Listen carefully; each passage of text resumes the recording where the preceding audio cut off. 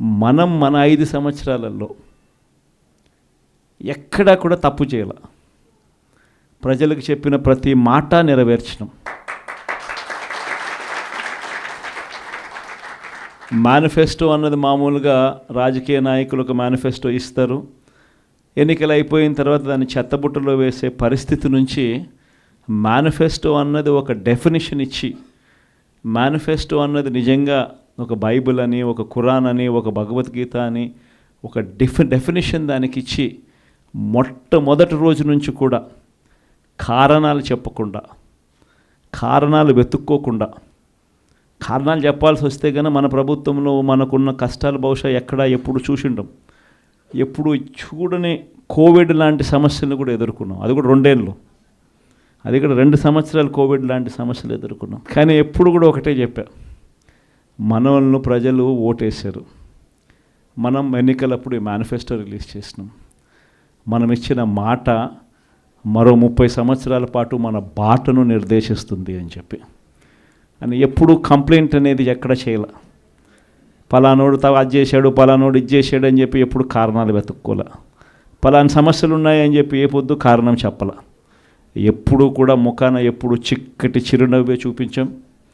ఆ చిక్కటి చిరునవ్వుల మధ్య ప్రజలకు మేనిఫెస్టోలో చెప్పిన ప్రతి హామీని కూడా ఇంతవరకు రాష్ట్ర చరిత్రలో ఎప్పుడు జరగలేదేమో.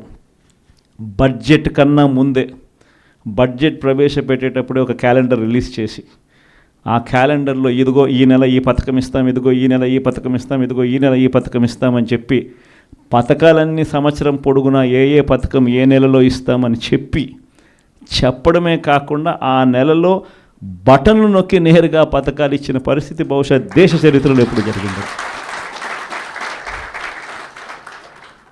అటువంటి పాలన మనం ఇచ్చాం. ఈరోజు చూస్తే చంద్రబాబు నాయుడు బడ్జెట్ కూడా ప్రవేశపెట్టల. మొట్టమొదటిసారి చూస్తూ ఉన్నాం రాష్ట్రంలో, తొలిసారిగా ఎప్పుడూ దేశ చరిత్రలో జరగల, రాష్ట్ర చరిత్రలో ఎప్పుడు చూడల, రెగ్యులర్ బడ్జెట్ ప్రవేశపెట్టల ఇంతవరకు రాష్ట్రంలో.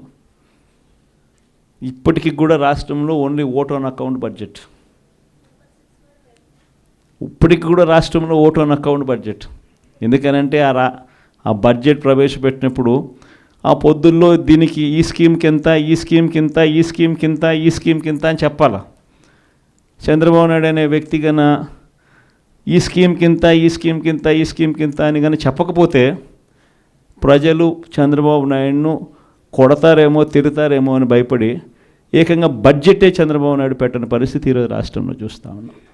మనమేమో మన ప్రభుత్వంలో ఏకంగా ముందే క్యాలెండర్ ఇచ్చి ఈ నెల ఈ పథకం, ఈ నెల ఈ పథకం, ఈ నెల ఈ పథకం అని చెప్పి మరీ ఇంప్లిమెంట్ చేసిన పరిస్థితి మందైతే.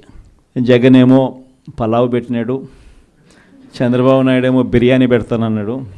చివరికి వచ్చేసరికి పలావు పోయింది, బిర్యానీ పోయింది. అదే చర్చ అన్నది ప్రతి ఇంట్లో కూడా ఇప్పటికే మొదలైంది. ఆ చర్చ అన్నది ఇప్పటికే ప్రతి ఇంట్లో మొదలైంది కాబట్టి ప్రతి ఒక్కరూ కూడా ప్రతి ఇంట్లో కూడా సూపర్ 6 ఏమైనాయి, సూపర్ 7 ఏమైనాయి అని చెప్పి ప్రతి ఒక్కరూ ప్రశ్నిస్తూ ఉన్నారు. ఒకవైపున ఇచ్చిన వాగ్దానాలు ఏవి కూడా అమలు కాకపోగా, మరోవైపున పూర్తిగా చదువులైతే పూర్తిగా దెబ్బతిన్న పరిస్థితులు కనిపిస్తూ ఉన్నాయి. విద్యా దీవెన పోయింది, వసతి దీవెన పోయింది, పిల్లలకు ఫీజు రీయింబర్స్మెంట్ కూడా అందని పరిస్థితిలోకి పోతుంది. ఇంగ్లీష్ మీడియం చదువులు అటకెక్కి, టోఫుల్ అన్నది గాలికి ఎగిరిపోయింది. గోరుముద్ద అన్నది రోజుకొక మెనూతో పెట్టే పరిస్థితి నుంచి ఈరోజు అలాంటి గోరుముద్ద అనే కార్యక్రమం కూడా నీరుగార్చే పరిస్థితి లేకపోయింది. వైద్య రంగం తీసుకున్న అదే పరిస్థితి, ఆరోగ్య ఆసరా అటకెక్కింది. అన్ని వైద్య రంగంలో కూడా అదే మాదిరిగానే జరుగుతూ ఉన్నాయి. వ్యవసాయం నేను చెప్పాల్సిన పనుల, పెట్టుబడి సహాయం దేవుడు ఎరుగు, ఉచిత ఇన్సూరెన్స్ ఎగిరిపోయింది, పెట్టుబడి సహాయం పోయింది, ఈ క్రాప్ కూడా సరిగ్గా చేయలేని పరిస్థితులు కనిపిస్తూ ఉన్నాయి. ఆర్బీకేలు అప్పుడే అటకెక్కేసి ప్రతి రంగంలోనూ కూడా మన హయాంలో డోర్ డెలివరీ జరిగే పథకాలు ఈరోజు డోర్ డెలివరీ అన్నది గాలికి ఎగిరిపోయింది. ఈరోజు తెలుగుదేశం పార్టీ కార్యకర్తలు ఇళ్లకు ఈరోజు అధికారులు పోయి అక్కడి నుంచి పంపిణీ చేస్తూ ఉండరు. ప్రజలు అక్కడికి పోవాలి, 2 నెలలు అక్కడికి పోకపోతే కనుక కట్. ఇప్పటికే 1,50,000 పెన్షన్ ఇప్పటికే కటింగ్ అయిపోయినాయి. ప్రతి అడుగులోనూ కూడా ఇదే జరుగుతూ ఉంది. కరప్షన్ గురించి నేను చెప్పాల్సిన పనుల మీ అందరికీ తెలిసిన విషయమే. ఇసుక అయితే మన హయాంలో ఇసుక రేటు ఉన్న రేటు కన్నా ఇప్పుడు ఇంకా ఇసుక ఎక్కువ రేటు అమ్ముతున్నారు. కనీసం అప్పుడన్నా గవర్నమెంట్ కన్నా ఆదాయం వస్తాను నేను. ఇప్పుడు గవర్నమెంట్కి ఆదాయం రాకపోగా ఉచిత ఇసుక అంటున్నారు. గవర్నమెంట్కి ఆదాయం రాకపోగా మనం అమ్మిన రేటు కన్నా ఇంకా ఎక్కువ రేటుకి ఈరోజు ఇసుక ఈరోజు అమ్ముతా ఉన్న పరిస్థితులు. స్టాక్ పాయింట్లలో ఇసుకే కనపడకుండా పోతా ఉంది. మద్యం పరిస్థితి అంటే మనమేమో మద్యం తక్కువ తాగాలి, ప్రజలు బాగుపడాలి, వాల్యూమ్స్ తగ్గాలి అని మనం తాపత్రయపడితే వీళ్ళేమో గవర్నమెంట్కి వచ్చే ఆదాయం రాకపోయినా నష్టం లేదని తగ్గించి లిక్కర్ వాల్యూమ్స్ పెరగడం వల్ల వచ్చే లాభం ఏంది? చంద్రబాబు నాయుడుకు వాల్యూమ్స్ పెరగడం వల్ల డిస్టిలరీస్ డబ్బులు భాగిస్తారు. ఇది జరిగేది. ప్రతిదీ స్కామే. ప్రతి నియోజకవర్గంలో ఈరోజు క్లబ్బులు ఎక్కడ పడితే అక్కడ క్లబ్బులు కనపడతా ఉన్నాయి. మట్కా, జూదం క్లబ్బులు అన్నీ జరుగుతూ ఉన్నాయి. పోలీస్ స్టేషన్కి పోయి ఎవరైనా కేసు పెడితే రివర్స్ దొంగ కేసులు మన మీద పెడతా ఉన్నారు.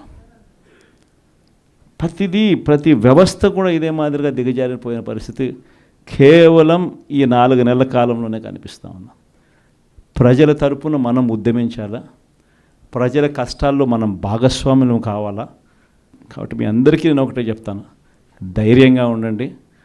అందరం కలిసికట్టుగా పోరాడదాం, అందరం కలిసికట్టుగా ఉద్యమిస్తాం.